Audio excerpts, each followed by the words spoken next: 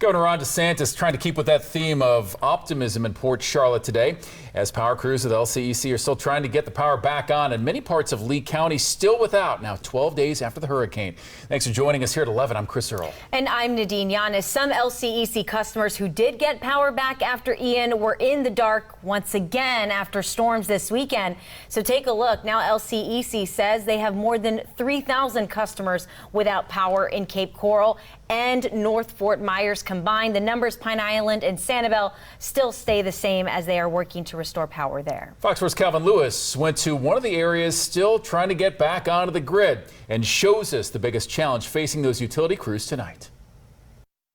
Anybody that can come and help, it's a big job. It's a big job. A desperate plea in this North Fort Myers community. Yeah, it's buried. Yeah. As a veteran's home sits buried beneath a tree. This is his house. It was hit with the hurricane, as you can see, and he doesn't have the funds to have any of the service removed. Judy Turgeon is neighbors with Charles Markin, whose home now sits beneath the massive tree limbs. She's looking for help so that power can be restored back to his home. Right now, he's staying with us until we can get this situation taken care of. The house inside is livable. I mean, I'm surprised that a tree didn't go through the roof, but it is livable inside, but not without power, and we can't get power until we get this cleaned up. It's a situation many throughout Southwest Florida are dealing with right now, as electric crews work around the clock.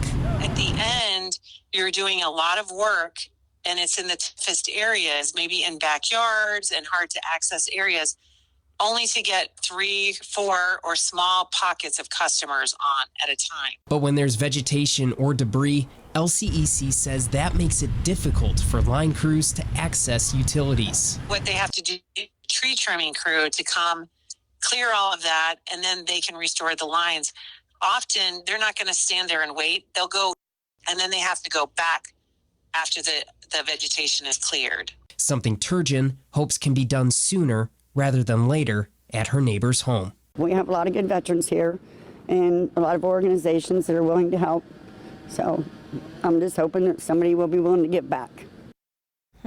Well, LCEC says some homes may not have had power restored right away because of tree limbs. They say they will continue working with tree trimming customers and crews to help them access those hard to reach areas. But there is some good news. LCEC is telling customers that it will suspend late fees and disconnections for non-payment. The company did not say how long, though, that they will suspend the fees and disconnections.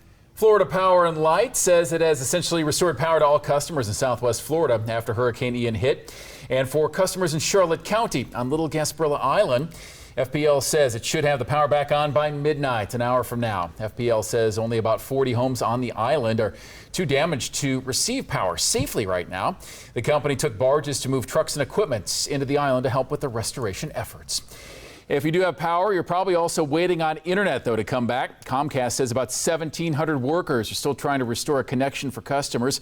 Comcast says about 90% of its customers do have service, but the estimates for service to get back on tomorrow for Inglewood and Northport, by Saturday for Cape Coral, North Fort Myers, most of Charlotte County, as well as Marco Island. For Bonita Beach and Iona Lakes, October 21st. And for Pine Island, Fort Myers Beach, mid-November, Sanibel, the week before Christmas.